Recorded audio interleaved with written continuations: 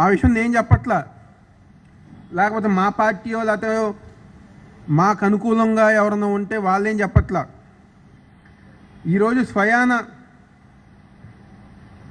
కూటమి పార్టీకి సహకరించే, తెలుగుదేశానికి సహకరించే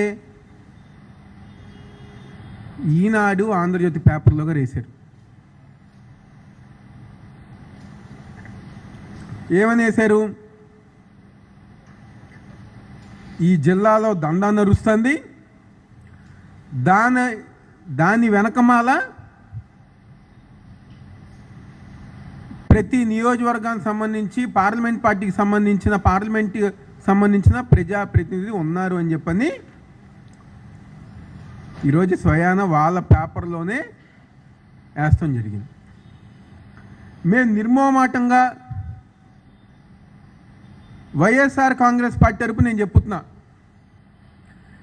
ఏదైతే ఈ దందా ఉందో, రేషన్ బియ్యం దందా ఉందో, దాని వెనకమాల ముఖ్యమైన కారణం విజయవాడ పార్లమెంట్ సభ్యుడు కేశినేని చిన్ని ఉన్నారు.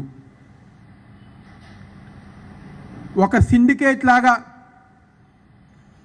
తన ఆఫీస్లో ఒక ఇద్దరు వ్యక్తుల్ని, కిషోరు ఇంకెవరో రామచంద్రరావు అంట, ఆ ఇద్దరు వ్యక్తుల ద్వారా ప్రతి మండలానికి ఒక తెలుగుదేశం పార్టీ నాయకుని పెట్టుకుని ఒక సిండికేట్ లాగా ఫామ్ అయ్యి ఈ జిల్లాలో రేషన్ బియ్యం మాఫియా కేశినేని చిన్ని ఆధ్వర్యంలో జరుగుతుంది. ఈ సిండికేట్ ఏం చేస్తున్నారు? ప్రతి ఎమ్మెల్యే దగ్గరికి వెళ్ళి నెలకి మీకు 25 లక్షల రూపాయలు ఇస్తాం, మీరు మాకు సహకరించిందని చెప్పని ప్రతి ఎమ్మెల్యే దగ్గరికి వెళ్తాం. ఎంపీకేమో నెలకు 1 కోటి రూపాయలు ఇస్తున్నారు, ప్రతి ఎమ్మెల్యేకేమో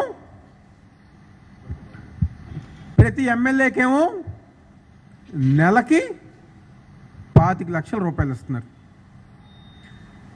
ఇందులో ఒక ఇద్దరు ఎమ్మెల్యేలు తప్పితే కూటమి ప్రభుత్వంలో మిత్రపక్షంగా ఉన్న మన పార్లమెంటుకి నగరంలో ఒక ఎమ్మెల్యే ఈ సిండికేట్ వెళ్తే గెట్అవుట్, మీరు నా దగ్గర రామాకన్ అని చెప్పని అన్నారు. రూరల్ ప్రాంతానికి సంబంధించిన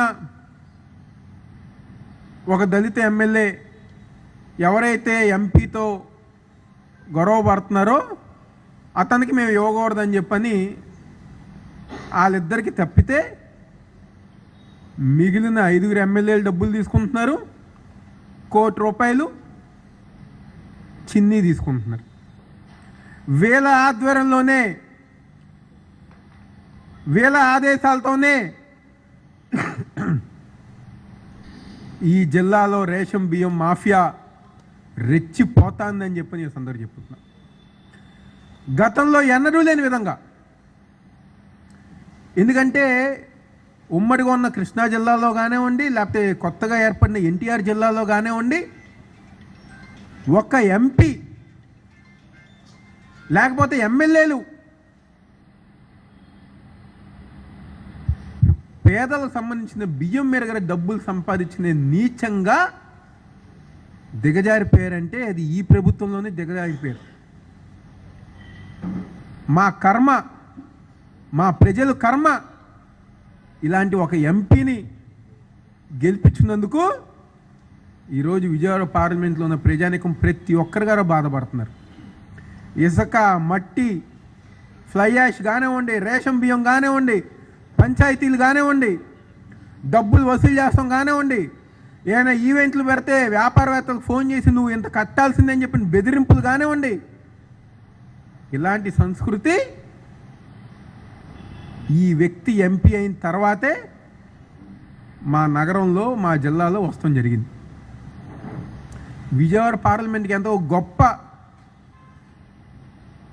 వాళ్ళు పార్లమెంట్ సభ్యులుగా ఎందుకయ్యారు? చెన్నిపాటి విద్య గారు, ఉపేంద్ర గారు, వడ్డే శోభనేశ్వరరావు గారు, రాజగోపాల్ గారు, కేసినేని నాని గారు, వీళ్ళ పేరు చెప్తే విజయవాడ జరిగింది మంచిగానే ఉండి, లేకపోతే ఢిల్లీ స్థాయిలో వీళ్ళు చేసిన మంచి ప్రతి ఒక్కరి గారు గుర్తొచ్చేది. కానీ ఇప్పుడు ఎంపీ పేరు చెప్తే నేను చెప్పట్లా, స్వయాన వాళ్ళ పార్టీకి సంబంధించిన ఎమ్మెల్యేనే చెప్పారు. ఎంపీ అంటే మెంబర్ ఆఫ్ పార్లమెంట్ కాదు, ఎంపీ అంటే మట్టి పేకాట అని చెప్పని విధంగా మార్చిన ఎంపీ ఎవరు ఉన్నారంటే అది చిన్నియే. ఒకసారి నేను బాధపడతా ఉంటా, మా ఇంట్లో గారు నన్ను చిన్ని అని పిలుస్తారు. అతని పేరు చిన్నియే, నా పేరు చిన్నియే. కానీ ఏదో దేవుడి అదృష్టం, లేకపోతే మా తల్లిదండ్రుల పెంపకమో అలాంటి అలవాట్లు లేకపోతే అలాంటి బుద్ధులు మాకు లేవు. అతనికి వచ్చినాయి. ప్రతి దాంట్లో కూడా రూపాయి, ఏ విధంగా రూపాయి దోచుకోవాలి, ఏ విధంగా రూపాయి దండుకోవాలని చెప్పిన ఆలోచన తప్పితే ఈ నగరానికి, ఈ పార్లమెంట్లో ఉన్న అన్ని నియోజకవర్గాలకి మంచి చేద్దామని చెప్పిన ఉద్దేశం ఇక్కడ ఉన్న ఎంపీకి లేదు. అతనికి తోడు ఆ ఎమ్మెల్యేలు గారా దోచుకుందాం, దాచుకుందాం అని చెప్పిన ఒక ఉద్దేశంతో ఈరోజు ఈ యొక్క 7 నియోజకవర్గంలో ఎమ్మెల్యేలు గారు ముందుకెళ్తాం గారు జరుగుతుంది. నేను ఒకటే చెప్తున్నాం చిన్నీకి, మీ అన్నయ్యని చూసి నేర్చుకో, నాని గారిని చూసి నేర్చుకో. 10 సంవత్సరాలు ఈ పార్లమెంట్కి ఎంపీగా పనిచేశారు. ఇలాంటి ఆరోపణ కానివ్వండి, లేకపోతే ఇలాంటి సంఘటనలు కానీ ఒకటన్నా జరిగిందా? ఏ రోజు గారా ఒక్క మచ్చ లేకుండా ఆయన 10 సంవత్సరాలు ఎంపీగా గర్వంగా, దమ్ముగా, ధైర్యంగా పనిచేశారు. ఈ పార్లమెంట్కి టాటా ట్రస్ట్ ద్వారా ఈ పార్లమెంట్ ఆయన దత్తత తీసుకున్నారు. నువ్వేమో నీ అక్రమ సంపాదన కోసం మా పార్లమెంట్ నువ్వు దత్తత తీసుకున్నావు. మొన్నే హైదరాబాద్లో ఒక పెళ్ళిలో ఎంపీ దగ్గర స్నేహితుడు కనిపించారు. మాటల మధ్యలో ఏంటి మా పార్లమెంట్ ఈ విధంగా మీరు చేస్తున్నారంటే, పైన చంద్రబాబు గారు, లోకేష్ గారు ఏమంటలేదా అంటే చిన్ని అన్నారంట, నేను 300-200 కోట్లు ఖర్చు పెట్టాను, ఆ డబ్బులు నేను సంపాదించుకోవాలి కదా, కాబట్టి నేను ఆ డబ్బులు సంపాదించుకుంటున్నా అని చెప్పారంట.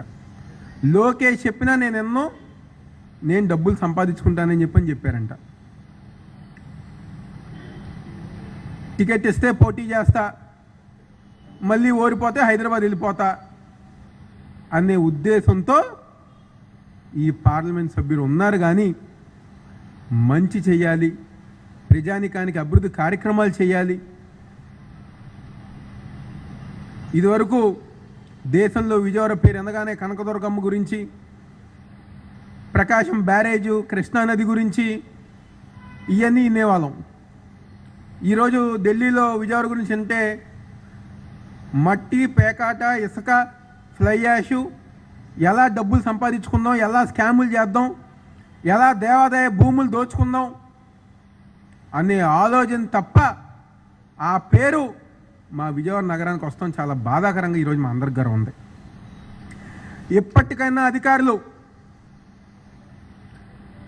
కలెక్టర్ గారు కానివ్వండి, జాయింట్ కలెక్టర్ గారు కానివ్వండి, లేకపోతే మిగిలిన అధికారులు అందరు గారా కళ్ళు తెరిచి ఏదైతే జరుగుతున్న దందా ఉందో వెంటనే ఆపాలని చెప్పని మీ అందరం గారు కోరుకుంటున్నాం. అధికారుల్లాగా పనిచేసి తెలుగుదేశం పార్టీ నాయకులుగానో లేకపోతే తెలుగుదేశం పార్టీ కండువా కప్పుకున్న నాయకులుగా కాకుండా అధికారులుగా పనిచేసి ఈ రేషన్ మాఫియాని అరికట్టాలని చెప్పని ఈరోజు వైఎస్ఆర్ కాంగ్రెస్ పార్టీ వరకు మేము డిమాండ్ చేస్తాం. 5 సంవత్సరాలు మేము పరిపాలించాం. ఎప్పుడన్నా మా మీద ఎలాంటి ఆరోపణ వచ్చిందా? మా పార్టీ నాయకుల మీద ఎలాంటి ఆరోపణ వచ్చిందా? 2 సంవత్సరాల మీ ప్రభుత్వంలో, మీ పరిపాలనలో మీ నాయకులు దోచుకునే విధానంగానే ఉంది. దౌర్జన్యాలు కానివ్వండి, రౌడీయిజం కానివ్వండి, ఇళ్ళల మీద పెట్రోల్ బాంబులు, యాసిడ్ దాడులు చేసే విధానం కానివ్వండి, ఇలాంటి సంస్కృతి ఎప్పుడన్నా ఉందా విజయవాడకి అని చెప్పని ఈరోజు ఆ కూటమిలో ఉన్న నాయకుల్ని ప్రశ్నిస్తూ చంద్రబాబు గారు, లోకేష్ గారు వెంటనే దీని మీద యాక్షన్ తీసుకోవాలి. వెంటనే ఎవరైతే వెనకమాల ఉన్న మీ ఎంపీ ఉంటారో, మీ ఎమ్మెల్యేలు ఎవరైతే నెల నెల వసూలు చేస్తున్నారో వాళ్ళకు బుద్ధి వచ్చే విధంగా వార్నింగ్ ఇవ్వండి, వాళ్ళని అరికట్టాలని చెప్పని ఈ సందర్భంగా వాళ్ళని చెప్తూ, అధికారులు గారా పేద ప్రజల కోసం పనిచేసి ఆ పేదలకు సంబంధించిన బియ్యాన్ని కాపాడాలని చెప్పని చెప్తూ